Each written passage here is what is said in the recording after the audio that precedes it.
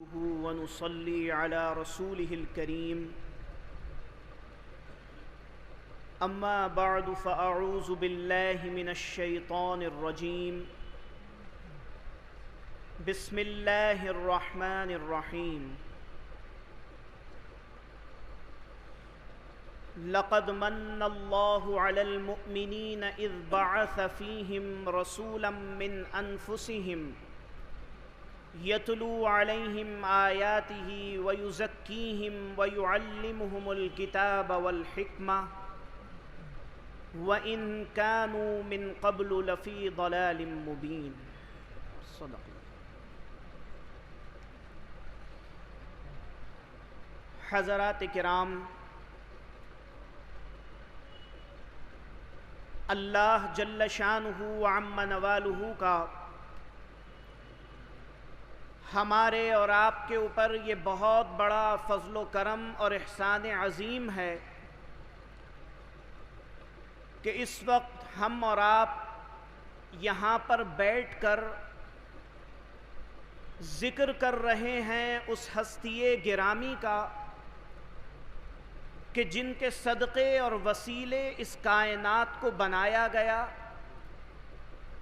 جن کے صدقے اور وسیلے ہمیں ایمان کی دولت نصیب ہوئی، یعنی ذات جناب احمد مجتبی محمد مصطفیٰ صلی اللہ علیہ وآلہ وسلم.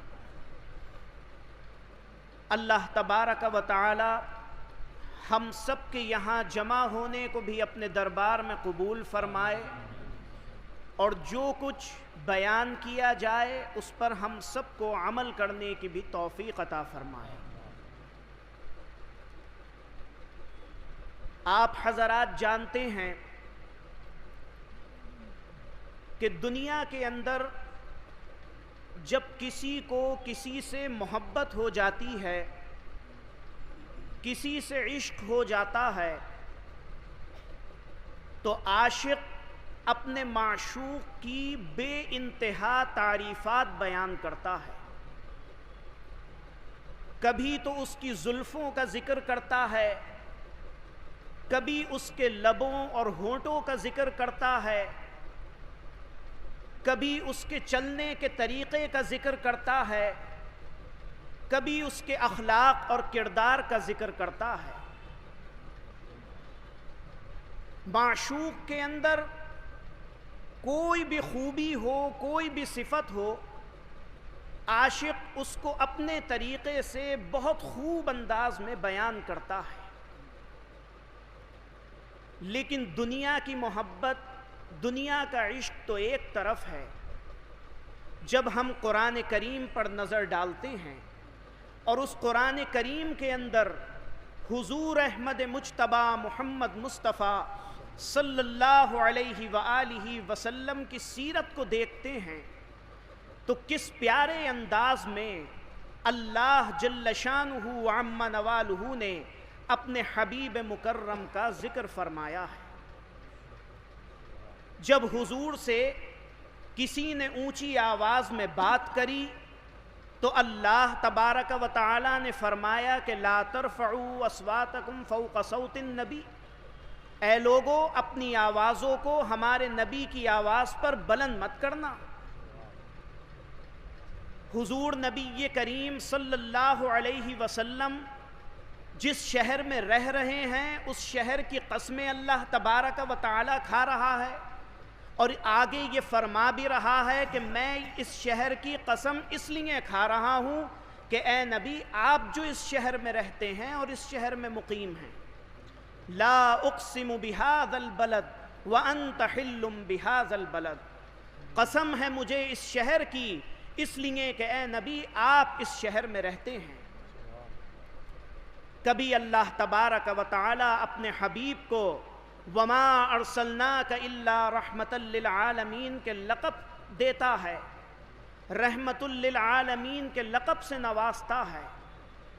قرآن کریم پڑھتے چلے جائیے اور حضور نبی کریم صلی اللہ علیہ وسلم کی سیرت خدا کی زبان میں سنتے چلے جائیے.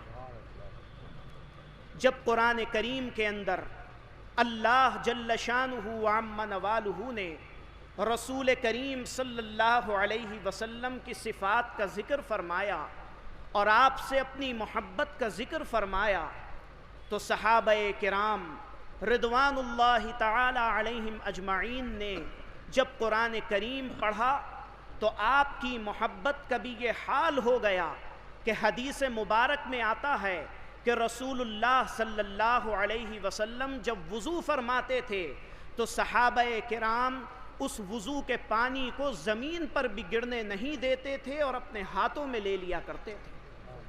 حدیث پاک میں آتا ہے کہ صحابہ کرام اس پانی کو لینے کے لیے ایسے آگے بڑھتے تھے اور ایک دوسرے کو پیچھے کرتے تھے، ایسا معلوم ہوتا تھا کہ جیسے جھگڑا کر رہے ہیں، اور اس پانی کو اپنے ہاتھوں میں لے لیا کرتے تھے۔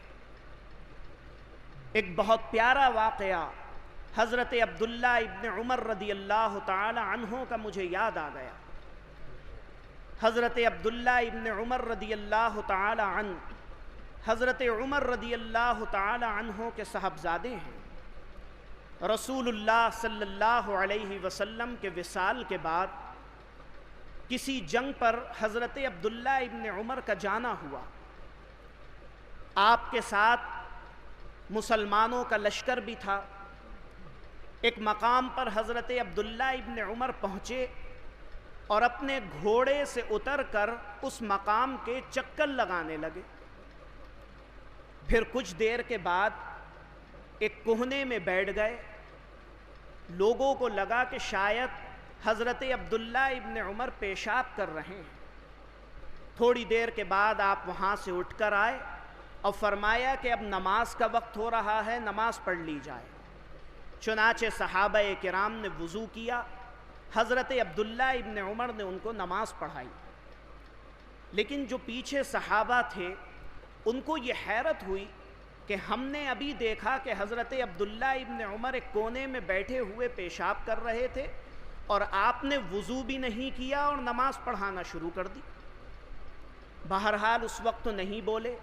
جب نماز سے فارغ ہوئے تو کسی نے حضرت عبداللہ ابن عمر رضی اللہ تعالی عنہ سے پوچھا کہ ہم نے یہ دیکھا کہ آپ اس جگہ پہ آئے تو آپ نے ایک مقام پر جا کر کچھ چکر لگائے، پھر اس کے بعد ایک کوہنے میں بیٹھ کر پیشاب کرنے لگے۔ پیشاب کرنے کے بعد تو وضو کیا جاتا ہے، آپ نے وضو بھی نہیں کیا۔ حضرت عبداللہ ابن عمر نے فرمایا کہ میں نے پیشاب نہیں کیا تھا، اور جب میں نے پیشاب نہیں کیا تو مجھے وضو کی بھی ضرورت نہیں تھی، میں تو وضو میں ہی تھا۔ تو صحابہ کرام نے پوچھا کہ پھر آپ کیوں بیٹھے تھے اس جگہ پر؟ تو کہنے لگے کہ ایک دن نبی کریم صلی اللہ علیہ وسلم کے ساتھ میں اس جگہ سے گزر رہا تھا، حضور صلی اللہ علیہ وسلم نے ایک مقام پر رک کر کچھ چکر لگائے۔ اب مجھے تو نہیں معلوم کہ حضور نے کیوں چکر لگائے تھے، مجھے وہ بات یاد آ گئی، میں نے بھی اس سنت میں چکر لگا لیے۔ پھر حضور صلی اللہ علیہ وسلم کو پیشاب آیا تو قضائے حاجت کے لیے آپ ایک جگہ پر بیٹھ گئے۔ اب میں نے سوچا کہ مجھے تو پیشاب آ نہیں رہا ہے، تو سوچا کہ کم از کم حضور کی طرح میں اس جگہ پہ بیٹھ جاؤں، ممکن ہے کہ اللہ کے رسول کو میری یہ ادا پسند آ جائے۔ تو صحابہ کرام نے اپنے کردار کے ذریعے سے ایسی مثالیں قائم کر دی ہیں کہ اگر قرآن و حدیث کا مطالعہ کیا جائے تو ایسا محسوس ہوتا ہے کہ جیسے کوئی عاشق اپنے معشوق کا ذکر فرما رہا ہے اور اس ذکر کے اندر اتنی دلچسپی ہوتی ہے کہ کہیں بھی رکنے کو دل نہیں چاہتا ہے۔ رسول کریم صلی اللہ علیہ وسلم نے اپنے مبارک کردار سے، اپنی مبارک تعلیمات کے ذریعے سے جو ہمیں راستہ دکھایا ہے اور جو ہمیں طریقہ سکھایا ہے، اسی کے مطابق اگر ہم زندگی گزاریں گے تو اللہ تبارک و تعالی اس دنیا کے اندر بھی ہمیں کامیابی عطا فرمائے گا اور کل میدان محشر میں بھی ہمیں کامیابی عطا فرمائے گا۔ رسول اللہ کے ذکر کے لیے تو بہت سی باتیں ہیں، اتنا ذکر ہے کہ پوری رات گزر جائے گی، دن کے دن گزر جائیں گے، لیکن اللہ کے رسول کا ذکر پورا نہیں ہوگا، ان کی تعریفات پوری نہیں ہوں۔ بس اس شعر کے ساتھ میں اپنی بات کو ختم کرتے ہوئے آپ حضرات سے رخصت ہوتا ہوں۔ کسی شاعر نے کیا خوب کہا ہے کہ آئے دنیا میں بہت پاک و مکرم بن کر، آئے دنیا میں بہت پاک و مکرم بن کر، کوئی آیا نہ مگر رحمت عالم بن کر۔ اللہ تبارک و تعالی ہم سب لوگوں کے دلوں کے اندر نبی کریم صلی اللہ علیہ وسلم کی محبت اور عظمت پیدا فرمائے، اور آپ کی تعلیمات کے مطابق ہمیں اپنی زندگیوں کے اندر انقلاب لانے کی توفیق مرحمت فرمائے۔ آمین۔ وآخر دعوانا ان الحمد للہ۔